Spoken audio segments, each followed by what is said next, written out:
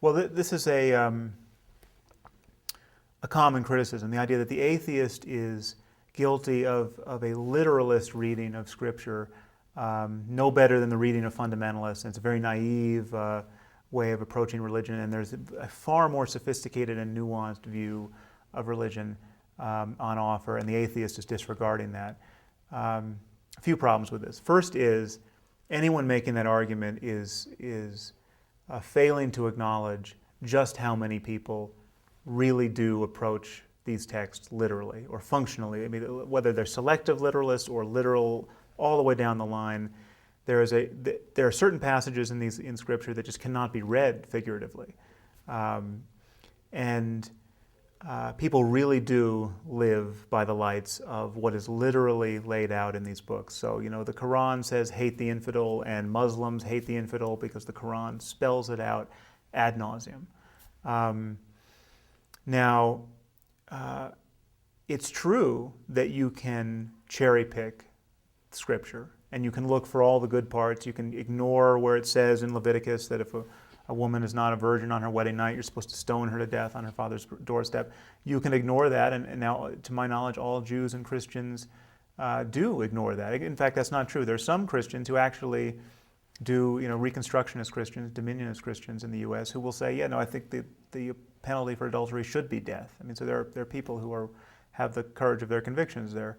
But most religious people ignore those passages, which really can only be read literally, and say that, they were only appropriate for the time and they don't apply now. And likewise, Muslims try to have the same reading of passages that advocate holy war. They say, well, these were appropriate to those battles that Muhammad was fighting, but now we don't have to fight those battles.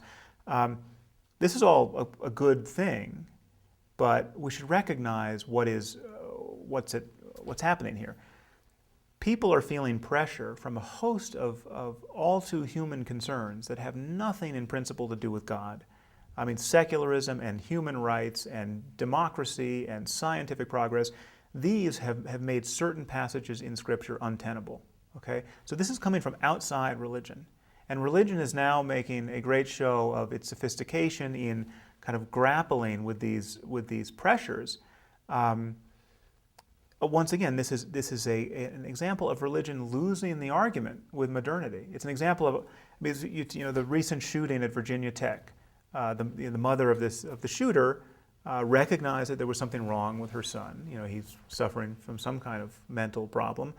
In the context of her rather doctrinaire Christianity, she did not take him to a psychiatrist. She took him from church to church in search of exorcism. She actually found a church that performed an exorcism. So just picture this. There's some, we have an atrocity in the making. We have a dangerously mental ill college student. We have a concerned mother whose worldview about mental health is trimmed down through the keyhole of a kind of medieval Christianity. And we have a church willing to put forward its expertise in the performance of an exorcism. It would be a lot better if everyone involved had a 21st century view of mental health. No one is, moderate people, moderate Christians and Jews and Muslims have to look at this situation and say, well, there's something wrong here. It'd be better to go to a psychiatrist. But the problem is you can't show what's wrong in terms of Scripture. You can't show what's wrong in terms of religion, because in terms of religion, the mother was right. I mean, there are demons, and Jesus cast them out. Demonic possession is actually a problem. The only reason why we don't take it seriously is because we have a wider view of the universe.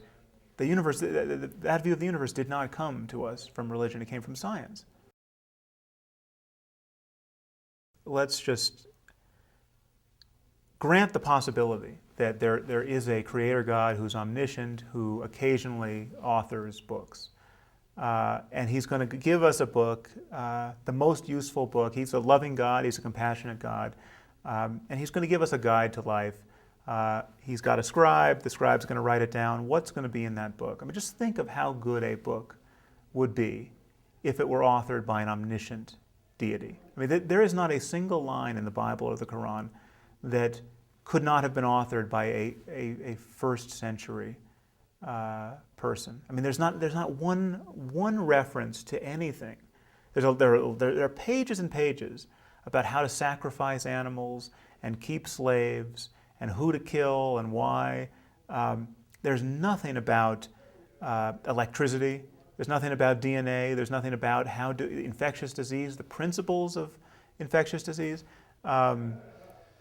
There's nothing particularly useful, and there's a lot of Iron Age barbarism in there and superstition. This is not a candidate book. I mean, I can go into to any Barnes and Noble blindfolded and pull a book off a shelf which is going to have more relevance, more wisdom for the 21st century than the Bible or the Quran. I mean, it's really not an exaggeration.